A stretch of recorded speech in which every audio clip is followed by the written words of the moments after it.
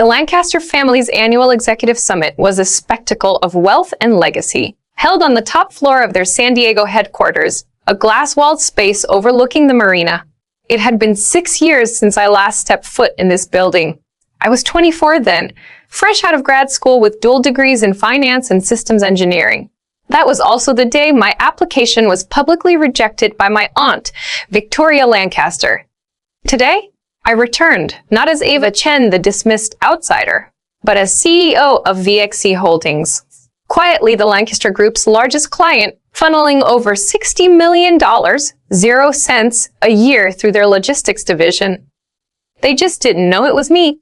The quarterly report looks promising, said my cousin Marcus, clicking through another over-designed PowerPoint deck. Thanks in large part to our anchor client, VXC Holdings. I sipped my espresso to mask the grin tugging at my lips. I remembered Marcus's voice from 6 years ago. Come on, Ava. You're smart, but you don't really belong in a place like this. Family loyalty and pedigree matter here. Victoria beamed proudly. Excellent analysis, Marcus. This is why we keep leadership in the bloodline. I glanced down at the real numbers on my tablet. Data quietly pulled from internal files through a friendly whistleblower. Marcus had been falsifying performance metrics for nearly a year. Losses hidden, shortfalls patched.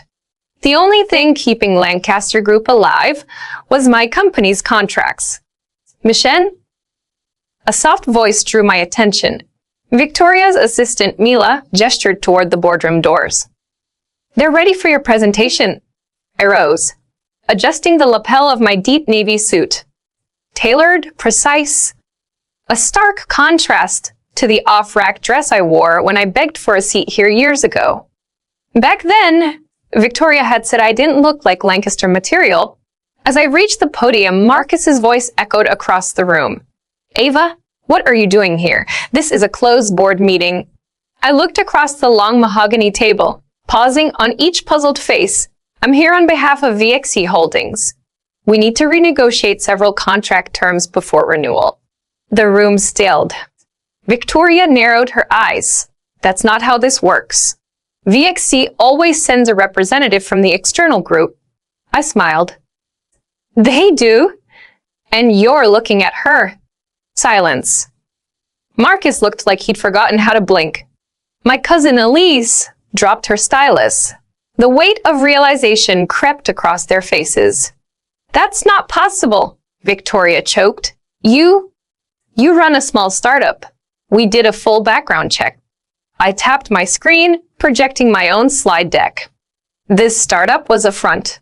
VXC Holdings, formerly VegaX Consulting, is mine. I've owned and run it for the past 6 years. Gasps broke the silence. And just like that, the girl they dismissed had become the woman their empire now depended on. The first slide lit up with clean-cutting clarity. VXC Holdings audited financials. Annual revenue, triple that of Lancaster Group. Offices in 12 countries. A global footprint that dwarfed their regional presence. And beneath that, a client list featuring 9 Fortune 500 companies. I heard someone gasp. No! Marcus lurched to his feet, visibly pale. That's not possible. You can't be... Can't be what? I asked, voice steady. The same woman you mocked at the internship mixer? The niece who wasn't Lancaster enough? Or the owner of the company currently keeping your books from bleeding red? Murmurs broke out across the boardroom. We wouldn't known, Marcus insisted. Would you? I arched an eyebrow. The same way you knew about the $8,200,000, 0 cents, hidden through inventory manipulation and deferred revenue schemes? His jaw slackened. Around him, board members turned to each other, whispering furiously. I've spent the last 6 years turning VXC Holdings into what it is today, I said coolly. While you all clinked glasses over keeping me out of your club, I was quietly becoming your lifeline. And Victoria's knuckles whitened as she gripped the armrests. Why come forward now? I clicked to the next slide. An analysis of Lancaster Group's dependency on VXC. It wasn't subtle. 82% of their logistics revenue. 70% of new growth. Over half their remaining client retention initiatives rode on infrastructure VXC controlled. Because it's time to renegotiate, I said. And based on what I've uncovered, I'm not sure there's much left to salvage. You can't just walk away, Marcus stammered. Those contracts are up for renewal in 5 business days, I cut in. And as CEO of VXC, I have serious concerns about Lancaster Group's stability. Your stability, cousin. The room exploded. Board members demanded explanations. Victoria shot Marcus a death glare. Elise muttered something about corporate liability. I remained still, calm, composed. Let the storm hit them first. I'll be calling an emergency audit meeting tomorrow at 9 a.m., I said, gathering my tablet and notes. My team will present a full forensic breakdown of your finances. I suggest you show up prepared. This is revenge, Marcus accused, voice trembling. Because we didn't give you a seat at the table. I paused at the doorway. The memory of that rejection 6 years ago still echoed. His smug face, Victoria's cold stare, the laughter that followed when I walked out with my head held high, but heart in pieces. No, Marcus, this isn't revenge, I said, looking him dead in the eye. This is business. The very thing you claimed I'd never understand. I glanced at my watch. 9 sharp. Don't be late. Though punctuality never really ran in your side of the family, did it? As I stepped into the hallway, the voices behind me fractured into accusations. Victoria's calm cracked. Marcus tried, again, to justify the numbers. My assistant, Michael, was waiting by the elevator. He held out a bottle of sparkling water. How'd it go? Exactly as planned, I said, stepping inside. If you thought that boardroom twist was satisfying, trust me, you won't want to miss what happens at tomorrow's audit meeting. Hit subscribe and I'll take you inside, the moment everything finally comes crashing down. I stepped into the elevator, pressing the button for the lobby. Is everything ready for tomorrow? I asked. Full audit reports, full breakdown of Marcus's financial manipulation, and a dependency analysis that'll make their stomachs turn. Michael replied with a calm grin. They won't know what hit them. I thought about Aunt Victoria's face when the realization had dawned. About Marcus, panicked and pale, scrambling to hold up numbers that had never been real. About the years they'd whispered behind my back, saying I wasn't a fit for the Lancaster legacy, that I lacked the pedigree, that I didn't belong. Send me the latest draft of the termination letter, I told Michael. I want my eyes on it before tomorrow. You're really going to pull out of all the contracts? He asked. I smiled. Let's just say they'll finally understand what earned power looks like. Tomorrow, they'll learn what real business is. The next morning, I arrived at Lancaster Group's headquarters an hour early. The same building that had once turned me away. The lobby guard, same guy from 6 years ago, stood up so fast he nearly knocked over his coffee. Miss Chen, welcome. He hesitated. The board's already gathering upstairs. Early, I murmured. Funny what the smell of collapse does to people. As I stepped into the executive elevator, the polished chrome reflected back someone they never saw coming. The woman they'd pushed aside was about to hold the pen over their fate. The boardroom was packed when I entered. Silence blanketed the air. Victoria sat at the head, her presence hallowed. Marcus sat hunched beside the corporate lawyers, flanked by tension and denial. Independent board members were already whispering, brows furrowed over printed summaries. Behind me, my team of analysts filed in, all handpicked, all quietly embedded over the past 5 years, collecting data while the Lancaster heirs played legacy games. I stood at the podium. Good morning, I said smoothly. Shall we begin? Ava, Victoria said, her voice stripped of its edge. Before we get into this, maybe we could speak privately. I tilted my head slightly. I think we've had enough private family conversations, don't you? I nodded toward my team. Distribute the reports, please. Papers rustled like storm winds. Then, the sharp sounds of gasps. One board member swore under her breath. "This can't be right," muttered a director, flipping pages. "These losses? These numbers?" "Oh, they're accurate," I confirmed, pulling up my presentation. "Let's start with the creative accounting, shall we?" I looked at Marcus. "Would you like to explain how over $8 million in losses were tucked under miscellaneous operational expenses?" His lawyer began to object, but I raised a hand.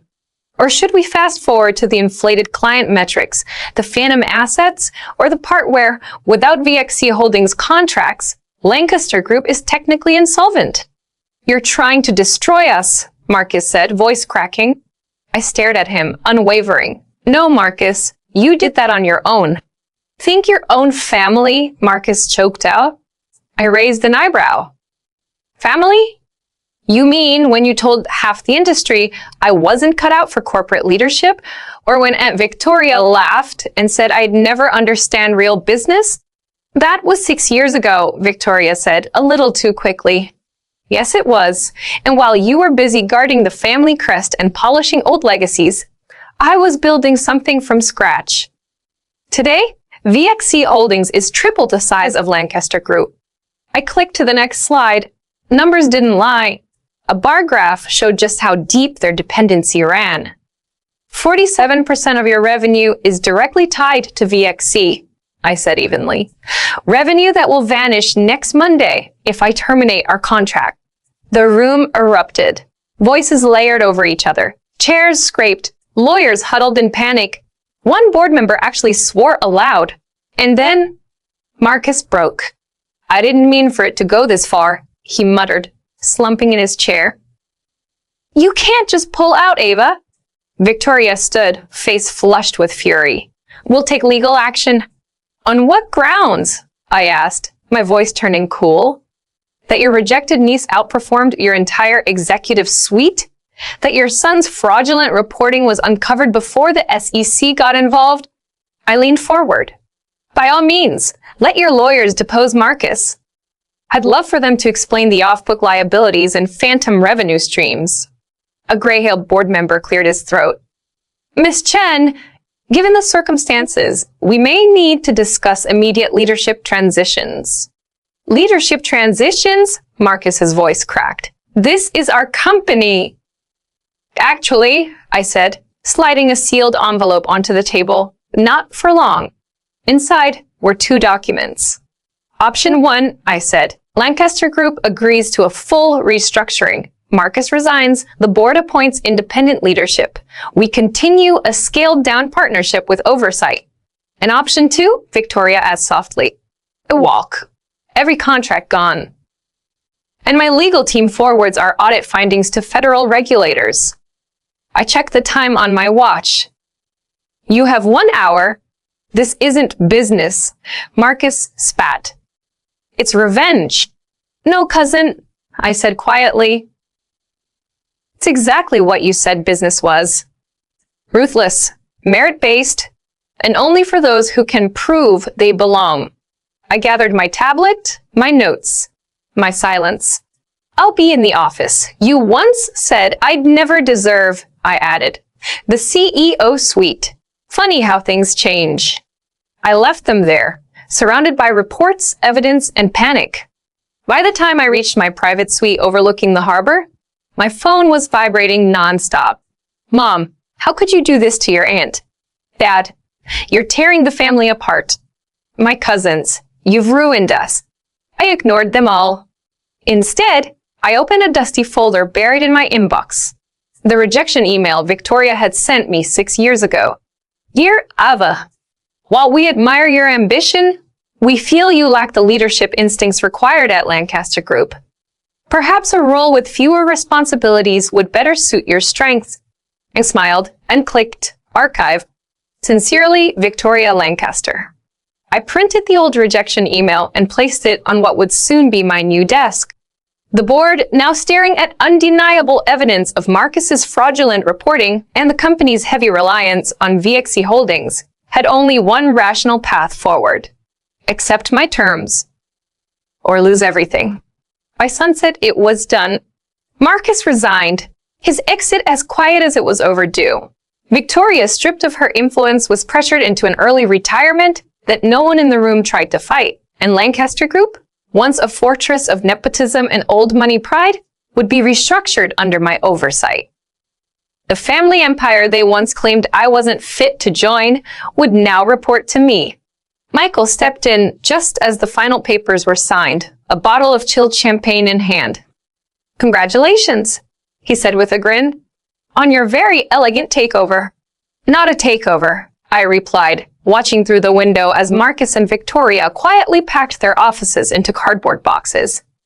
"Just business, the kind they told me I'd never understand." My phone buzzed again. Dozens of unread messages. "Mom, you didn't have to humiliate them." "Dad, this isn't how family handles conflict." "Cousins, we grew up together. How could you?" I typed one message to the family group chat and hit send.